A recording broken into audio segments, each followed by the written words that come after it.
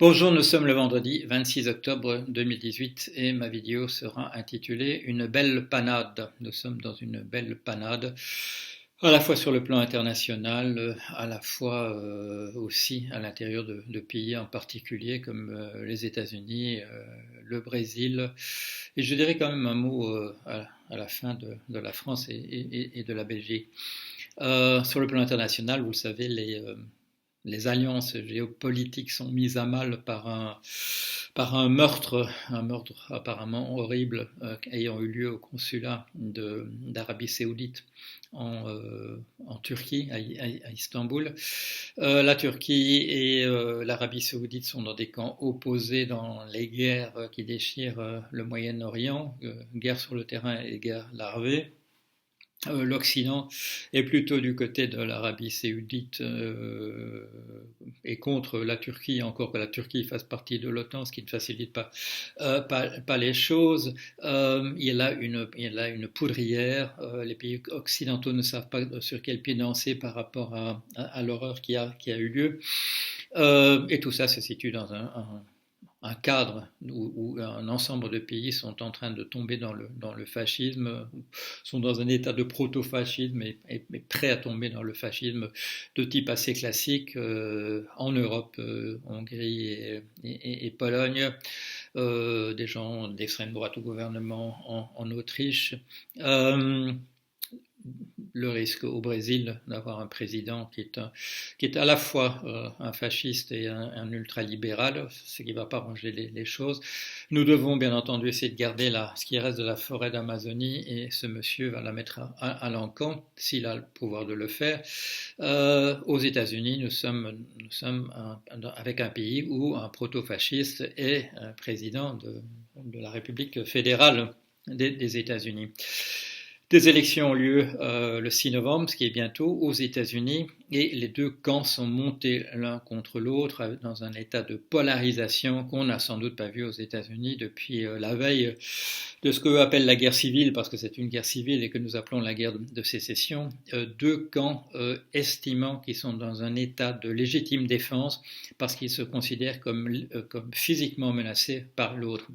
Monsieur Trump est arrivé à convaincre ses troupes que la gauche veut l'exterminer et que des attitudes insurrectionnelles sont justifiées pour des gens en général porteurs d'armes, les partisans de Trump, en raison de la menace physique que la gauche représente vis-à-vis d'eux.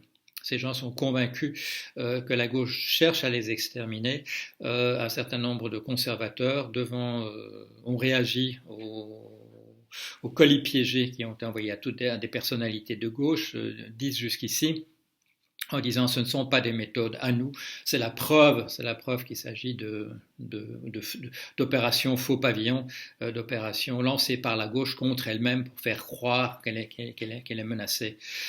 J'avais réagi sur un mode, je dirais, rigolard à la nouvelle de ces colis piégés en inventant un faux message complotiste qui parlait justement de faux pavillons. La presse américaine attire l'attention sur le fait qu'a repris ce thème du faux pavillon, non seulement les représentants les plus biscornus de la fachosphère habituelle, mais aussi des personnalités de droite classique, de ce qu'on avait pris l'habitude d'appeler la droite civilisée. La droite civilisée aux États-Unis, ça n'existe plus. Elle est en train de perdre toute civilisation et est en train de rejoindre massivement le camp de l'extrême droite. Ce sont des situations qu'on a connues en Europe. Sommes-nous en juin 1914 ou en avril 1940? La question se pose. Vous le savez qu'au moment où éclate la Première Guerre mondiale et la Seconde Guerre mondiale, les alliances ne sont pas très clairement écrites sur le terrain. Les alliances qui se manifesteront sont des choses, je dirais, un petit peu d'après-coup. Au moment même, on choisit son camp en fonction d'impondérables au niveau du terrain. Je ne veux pas dire qu'il n'y avait pas deux grands camps, deux grands axes, mais les alliances effectives se font à la dernière minute. Et vous le savez, dans le cas de la guerre de 40, la guerre de 40 éclate avec les États-Unis non impliqués et avec l'Union soviétique ayant passé un accord avec l'Allemagne nazie. Et les choses se reconfigurent.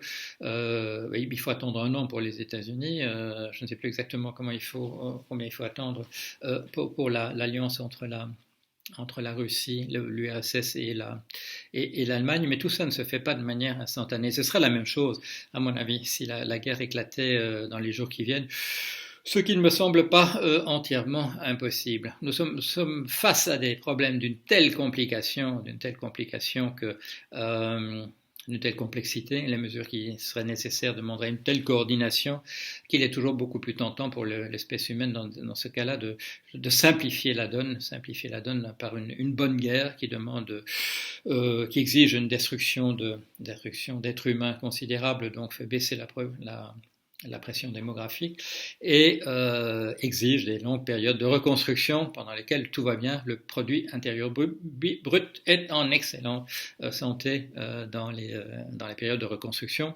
au point que nous avons appelé ça nous-mêmes les 30 glorieuses. Nous reconstruisons et l'Amérique, dans un cadre de géopolitique d'alliance en train de se reconstituer, fait des dons considérables, le plan Marshall qui permettent que tout aille bien.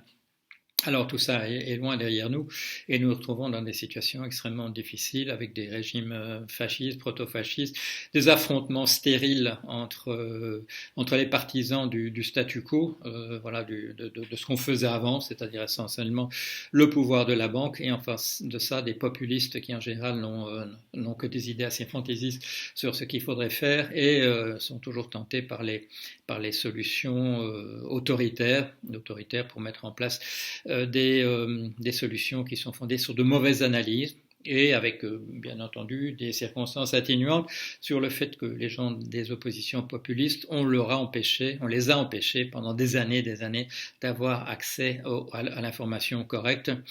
Et parfois, il y a tout un outil de propagande qui empêche qu'on ait les bonnes explications, comme par exemple ce qu'on appelle la science économique, je précise toujours, entre sciences, entre guillemets, puisqu'il s'agit d'un outil dogmatique et de propagande visant à nous expliquer que les choses sont autrement que la manière dont elles fonctionnent réellement. Alors, je viens de parler des États-Unis, les choses ne sont pas nécessairement un petit vent d'espoir en Belgique. J'ai fait un article d'ailleurs dans la revue Trends Tendance en Belgique, article qui est apparu hier, sur le fait que je félicite les électeurs belges aux élections communales qui datent d'il y a 15 jours maintenant. D'avoir voté massivement pour Écolo, mettant l'accent sur les questions écologiques, et pour un parti qui s'appelle le Parti des Travailleurs de Belgique. C'est un ancien parti communiste qui n'a pas encore, à mon avis, tiré toutes les leçons de la fin du communisme et de ce qu'on aurait pu tirer de l'échec du communisme soviétique, mais qui, en attirant l'attention sur la question du travail, fait un excellent boulot. Vous vous souvenez peut-être que j'ai fait une intervention il y a un mois, dans le cadre d'un colloque organisé par le Parti des Travailleurs de Belgique dans une grande fiesta qu'ils avaient organisée. Donc, félicitations aux électeurs belges. Aussi, du côté, ils ne se précipitent pas dans les solutions, dans des propositions nationalistes, identitaires, frileuses, etc. Ils ont fait, à mon sens, ils ont signalé une bonne chose, un bon courant. Et il faut signaler au passage aussi le fait que le Parti socialiste belge, sauf dans la partie flamande du pays, a bien résisté, parce que, à mon avis, il y a là aussi, de ce côté-là, il y a là quelques bonnes idées, bien qu'il faille se méfier des partis socialistes qui souvent ont perdu tout sens de ce que le mot voulait dire au fil des années. En France, la situation est tendue aussi, elle n'est pas aussi polarisée, vous le voyez bien, vous le savez bien qu'aux États-Unis, mais il y a aussi, et ça on le voit, une très très grande méfiance entre les partis, je dirais, conservateurs de type pouvoir de la banque, qui est considéré peut-être comme une solution de repli, où se trouvent aussi des gens d'anciens socialistes qui ont perdu tout sens de ce que le mot socialisme voulait dire, et en face de ça, différents types de populisme de droite, de gauche, ou pire que ça encore, d'un mélange entre les deux, avec tous les défauts que j'ai signalés tout à l'heure, de mauvaises explications, de repli identitaire, de tendance à se découvrir des boucs émissaires. Et quand ce ne sont pas les immigrants qui passaient par là, ce sont les journalistes. Attention, attention, ce sont les régimes fascistes, proto-fascistes et autres de ce type-là qui s'en sont toujours pris aux journalistes. Messieurs, dames, qui vous affirmez de gauche, ne faites absolument jamais ça. Vous vous mettez automatiquement au rang des oppositions d'extrême droite. Faites machine arrière si vous pouvez encore. Alors tout ça n'est pas, vous allez me dire que tout ça n'est pas optimiste, mais bien entendu, tout ça n'est pas optimiste. Si j'appelle ça panade, c'est à juste titre. Qu'est-ce qu'il y a comme positif? Il y a une prise de conscience qui est en train d'avoir lieu en dehors de tout ça, en dehors de ces cadres-là, sur le fait qu'il faudrait quand même essayer de sauver notre espèce à la surface de notre planète. Alors, c'est encore très très minoritaire. Il y a des évolutions qui ont lieu. Je vais essayer tout à l'heure de mettre en ligne un courrier qu'on m'a envoyé qui me paraît très très intéressant dans ce sens-là. Il y a cette rébellion contre l'extinction. J'espère que ça va démarrer. Mais bien entendu, il y a des cadres politiques locaux, il y a encore des religions qui donnent des cadres qui sont des cadres fantasmagoriques qui ne permettent pas aux gens d'avoir une approche lucide des problèmes qui se posent. Et puis il y a ce que Pierre-Henri Castel dénonce dans son livre sur le mal, c'est la tentation de la solution du pire. Voilà, c'est de se dire maintenant, comme tout est en train de se déglinguer, on se partage uniquement le butin de ce qui reste. Et attitude que l'on voit malheureusement, et on espérerait quand même mieux de ce côté-là, qu'on la voit dans le milieu des affaires, où au lieu de réagir dans la bonne direction, d'essayer de préserver ce qui reste, on se dit on va se partager entre nous le butin qui reste et après nous le déluge, avec des petites solutions au niveau familial survivaliste sur des îles en Polynésie, en Nouvelle-Zélande, des bunkers dans l'Idaho et je ne sais quoi encore, une solution qui permettra à ces braves gens de vivre encore 2 ou 3 ans de plus que nous qui aurions été éliminés par la lame de fond. Que faut-il faire? Il faut se rebeller, il faut se mettre tous ensemble, il faut dire que ça ne doit pas se passer de cette manière-là. C'est du quitte ou double, ça passe ou ça casse. Pour l'espèce maintenant, il faut s'organiser. Mais malheureusement, les dérives identitaires, complotistes, survivalistes et autres nous poussent dans une très très mauvaise direction. Très mauvaise direction. Est-ce qu'on y arrivera? On va voir, mais il faut essayer. Il faut essayer, et sans se dire que c'est simplement un barreau d'honneur, que c'est simplement pour la gloire, que c'est simplement l'amour des causes perdues. C'est important. C'est important aux yeux de pas aux yeux du monde ou de l'univers, mais aux yeux de ceux qui viendront après, et de nos propres enfants, de nos petits-enfants qui sont là. Il faut quand même qu'on leur montre qu'on y tient à notre planète et à nous-mêmes. Je me promenais l'autre jour au bord de l'eau et je me disais, voilà, est-ce que je fais partie des derniers à regarder ça avec émotion?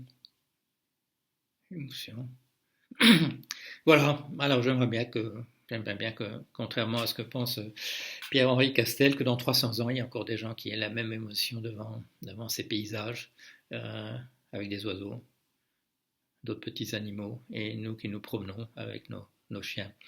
Voilà, allez, à bientôt.